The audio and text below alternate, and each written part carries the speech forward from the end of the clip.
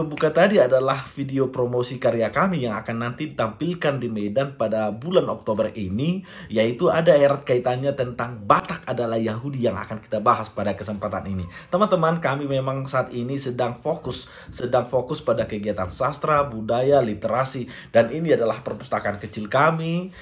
Kami memang bermimpi menciptakan iklim literasi, sastra, dan budaya di daerah Humbaga Sendutuan ini. Kami tidak bisa menjadi pusat, tapi setidaknya kami bisa menjadi alternatif untuk pengkajian tentang budaya, literasi, dan sebagainya. Teman-teman, jika ada dukungan, boleh berupa moral, material, atau bahkan buku, boleh juga. Atau siapa tahu dalam perjalanan kami ke Medan nanti, boleh juga. Teman-teman, yang mau kita bahas pada kesempatan ini adalah Batak adalah Yahudi.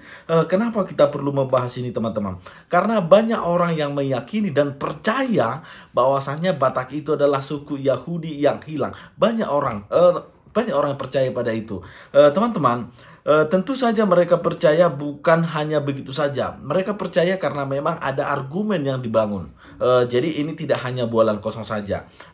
Salah satu argumen itu adalah yang pertama, misalkan di sini nama menjadi marga.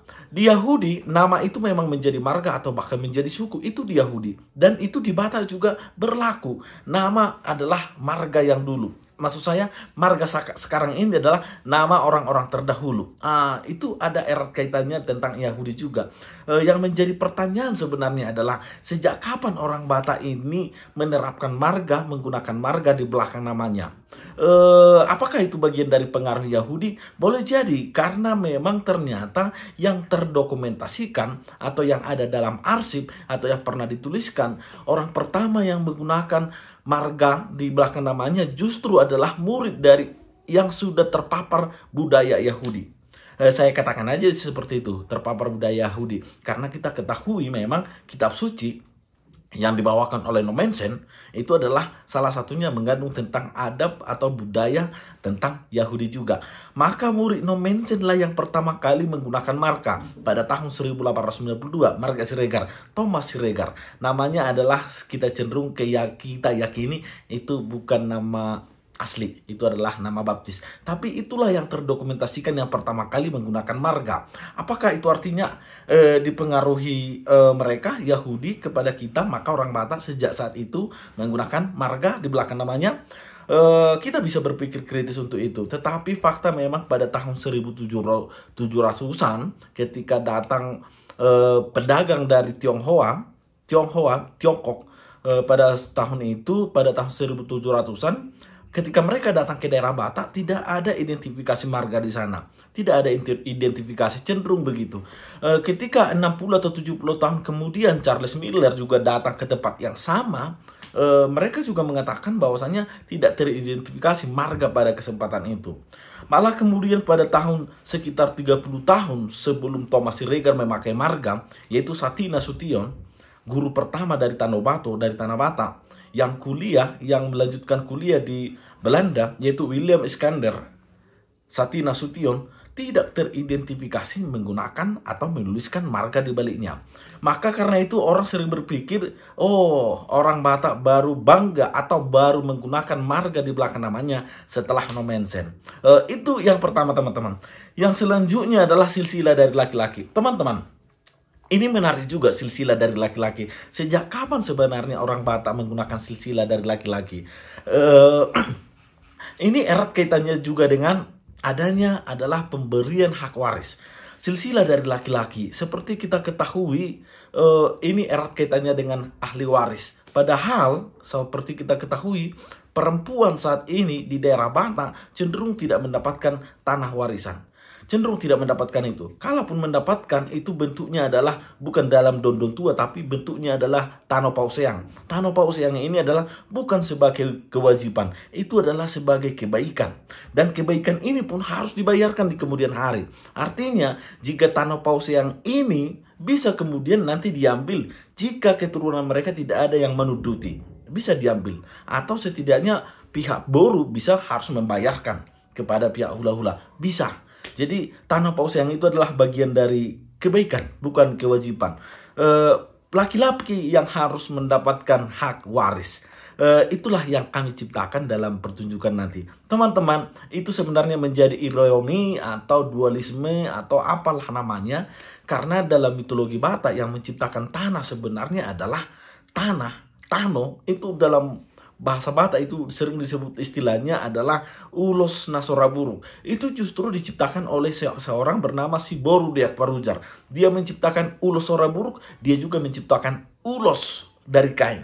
Dan faktanya belakangan budaya patriarki membuat perempuan tidak mendapatkan hak waris tanah. Apakah setelah kedatangan pengaruh dari Yahudi maka kita jadi begitu? Itu mungkin perlu kita komentari. Teman-teman, selanjutnya adalah Marboru Nitulang. Orang Batak Marpariban itu adalah pernikahan ideal dulunya. Marboru Nitulang supaya masih tetap dekat antara hula-hula dengan Boru. Marboru Nitulang. Orang Yahudi juga begitu. Marboru Nitulang. Maka kemudian Yakub mengambil anak Boru Nitulangnya supaya hubungan di antara mereka dekat. Tidak mengambil dari Kanaan. Janganlah kau ambil perempuan dari Kanaan. Kira-kira begitu pesannya secara sederhana. Yang selanjutnya adalah adanya Sinamot. Marboru Nitulang seperti tadi. Pergilah dia dan ke daerah Padan Ardan. Layardan, kira-kira begitu. Yang selanjutnya adalah adanya Sinamot. Orang Batak itu mempunyai sinamot juga. Maharnya sangat tinggi. Malah pernah viral itu sampai 1 M katanya di Tarutung. Begitu juga yang didapatkan kemudian oleh yang bernama Ripka. Dia mendapatkan mahar yang sangat tinggi. Selanjutnya adalah persamaan berikutnya. Jika sudah tua umur orang tuanya dikasih makan. Jika sudah tua dikasih makan untuk mendapatkan berkat. Manulangi na tua-tua. Manulangi na tua-tua. Seringkali ketika sakit orang tuanya dikasih. Bahkan kalau tidak sakit, kalau ada rasa syukur juga dikasih. Manulangi itu adalah bagian dari ritus, bagian dari adat. Dan itu juga ada di Yahudi. Itu kita bisa baca dalam kitab suci ketika kemudian Yakub menyuapi, memberi makan ayahnya. Dan disitulah kemudian dia semakin sah menjadi anak pertama. Karena ternyata di Yahudi juga ada hak kesulungan. Ada hak kesulungan. Di daerah Batak hak kesulungan juga ada. Hak kesulungan itu adalah anak pertama. Malah hak kesulungan itu bisa diturunkan kepada cucu pertama. Hak kesulungan anak pertama dan cucu pertama bisa mendapatkan hak. Namanya dondo tua. Orang Yahudi juga melakukan hal yang sama. Kita bisa berpikir-pikir apakah itu betul-betul diadopsi dari setelah kedatangan Nomensen atau tidak. Karena dalam buku ini ternyata ada juga hak bukan kesulungan, hak anak terakhir, kira-kira begitu. Itu teman-teman. Selanjutnya adalah seperti kita ketahui ada Hamoraon, Hagabeon, Hasangapon. Itu juga adalah filosofi. Mungkin itu tidak spesifik, tidak istimewa milik orang Yahudi. Tetapi orang Batak juga punya itu. Prinsip Hamoraon, Hagabeon, banyak anak, Hasangapon, karisma. Itulah tentang orang Batak. Jadi pertanyaannya teman-teman, betulkah budaya-budaya, kebiasaan-kebiasaan kita saat ini adalah membuktikan bahwasanya kita adalah Yahudi yang hilang? Tetapi kalau Yahudi yang hilang, kenapa hidung saya pesek? Itulah kulturnya. Tetapi kalau saya pribadi, saya tidak percaya dengan itu. Oke, karya kami yang akan kami angkat adalah itu tentang hak waris.